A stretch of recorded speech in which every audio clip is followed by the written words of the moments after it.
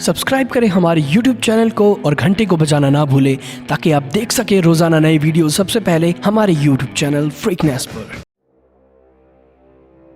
तो हेलो दोस्तों, फ्रीकनेस पे आप सभी का स्वागत है। और आज हम साइंस से रिलेटेड कोई भी बात नहीं करने वाले हैं। हम आज बात करने वाले हैं हिस्ट्री के बारे में, यानी कि पद्मावती को लेकर।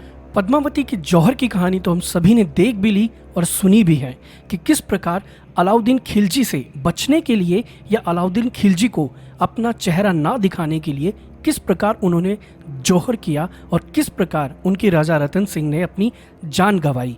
लेकिन इसके बाद क्या हुआ, इसके बाद की हिस्ट्री जो है वो क्या है, इसके बाद की हिस्ट्री जो है वो बहुत कम ही लोग जानते हैं, या तो साहित्यकार जानते हैं या जो हिस्ट्री में यानी कि इतिहास में दिलचस्पी रखते हैं उन लोगों को मालूम है। तो आइए शुरू करते हैं कि पद्मावती के जौहर के बाद क्या हुआ था अलाउद्दीन खिलजी के साथ में। अलाउद्दीन खिलजी दिल्ली का एक महत्वाकांक्षी सुल्तान था और हमेशा से उसका सिर्फ एक ही मकसद रहता था कि किस प्रकार विजय हासिल हो।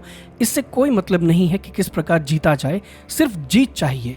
इतना ही नहीं, अलाउद्दीन खिलजी ने पूरे भारत को जीता और चित्तौड़ पर हमला उनके क्षेत्र का विस्तार करने के लिए एक अभियान था। लेकिन पद्मावत के अनुसार 1540 में अलाउद्दीन में मलिक मोहम्मद जायसी के द्वारा एक लिखी गई कविता थी चित्तौड़ की रानी की पद्मावती के ऊपर, जिसमें यह लिखा गया था कि अलाउद्दीन पूरे तरीके से पद्मावती के ऊपर, खूबसूरती के ऊपर ग्रसित था और उसे सिर्फ अपनी वासना पूरी करनी थी। और अगर वासना की बात करें तो आप समझ सकते हैं, आपने मूवी भी देख ली होगी अब तक, कि किस प्रकार उसके संबंध जो थे वो मलिक काफूर के साथ में दिखाए गए थे। कहा यह भी जाता था कि वो सिर्फ स्त्रियों से ग्रसित नहीं था, उसे मर्द भी पसंद थे। मलिक काफूर उनमें से एक बड़ा नाम है, जो कि उनका बायां अंग या उनका प्रमुख भी कह सकते हैं। और जब भी किसी मुस्लिम हमलावर ने राजपूतों के राज्यों पर हमला करने की कोशिश करी तो हमेशा ये चीज देखने को मिली कि राजपूत की महिलाओं ने क्रूर और बर्बर मुस्लिमों से बचने के लिए, अपने गौरव सम्मान को बचाने के लिए जौहर किया। लेकिन कुछ तथ्य जो कविता पद्मावत में वर्णित किए गए हैं वो सारे के सारे कल्पना से भरे हुए हैं, जैसे दर्पण में रानी पद्मावती का चेहरा देखना, तोता गायन की कहानी। यह सब जो है वो सिर्फ एक कहानी है, एक जो है कल्पना है और सिर्फ एक मूर्खता को दिखाता है, यह सच्चाई नहीं है। अलाउद्दीन ने अपने जीवन काल में कर्नाटक तथा बिहार, बंगाल में अपना राज्य साम्राज्य बढ़ाया। इसके अलावा यहाँ उल्लेख है कि अलाउद्दीन ने एक लस्टी भेड़िया था, यानी कि एक क्रूर भेड़िया था जो हर कुछ पाना चाहता था, हर चीज़ की उसे लालसा थी और जिस चीज़ पर उसकी नज़र जाती थी वो उसे सिर्फ समेटना चाहता था, अपनी तरफ लुभाना चाहता था और उनकी अपनी वासना जो थी उसे सिर्फ उसे वो पूरा करना चाहता था। ऐसा कहा जाता है कि अलाउद्दीन की 70,000 कॉन्क्यूबाइंस थी। कॉन्क्यूबाइंस का मतलब होता है दासियां। उसकी दासियां थी 70,000।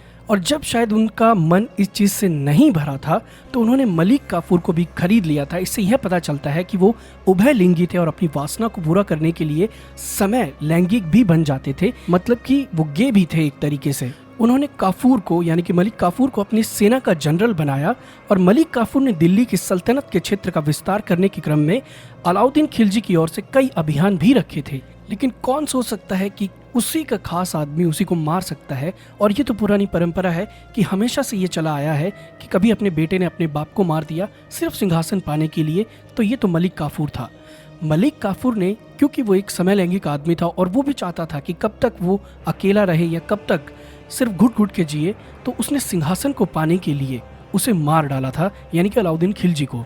ये भी माना जाता है कि अलाउद्दीन ने अपने दाहिना पैर जो था वो खो दिया था और ऐसा हुआ था जब वो बादल के साथ में लड़ रहा था किले पर चढ़ाई के वक्त में। मलिक काफूर ने इसी स्थिति का फायदा उठाया और कथा वस्तु के अनुसार यह कहा जाता है कि उसने अपने दोनों पुत्रों को अंधा बना दिया था, क्योंकि वह अपने ही बेटे को दिल्ली का सुल्तान बनते हुए नहीं देखना चाहता था। लेकिन जल्द ही 3 महीने बाद अपने पाले हुए मंत्रियों में से, यानी कि उनके मंत्री जो थे अलाउद्दीन के, उन्होंने साजिश करके और मलिक काफूर ने अलाउद्दीन को मार दिया था और दिल्ली पर अपनी सल्तनत जमाई थी। अब इस बात में कितनी सच्चाई है या सिर्फ ये एक कथा है, यानी कि सिर्फ एक काल्पनिक कथा है, ये तो कोई नहीं जानता है। लेकिन evolution of education thought in India book के अनुसार ये सारी बातें सच हैं। अब इसे आप काल्पनिक मानते हैं या सच्चाई मानते हैं या सिर्फ इतिहास के पन्नों में उजागर, एक कथा या एक पोयम या एक कहानी दर्शाते हैं अपने आप को लेकर, ये आप पर डिपेंड करता है। लेकिन बहुत सारी चीज़ें ज़रूर ऐसी हुई थी जो खिलजी को दर्शाती हैं कि वो कितना क्रूर था और किसी भी हद तक जा सकता था अपनी वासना को, अपनी चीज़ों को और जिस चीज़ पर उसका दिल आ जाए उसे पाने के लिए। तो यार आज के वीडियो में बस इतना ही। अगर अच्छा लगा हो तो लाइक करें, नए आए हैं तो सब्सक्राइब करके बेल बटन को दबाना ना भूलें ताकि सारी नोटिफिकेशन आपके पास जल्दी से जल्दी पहुंच सके।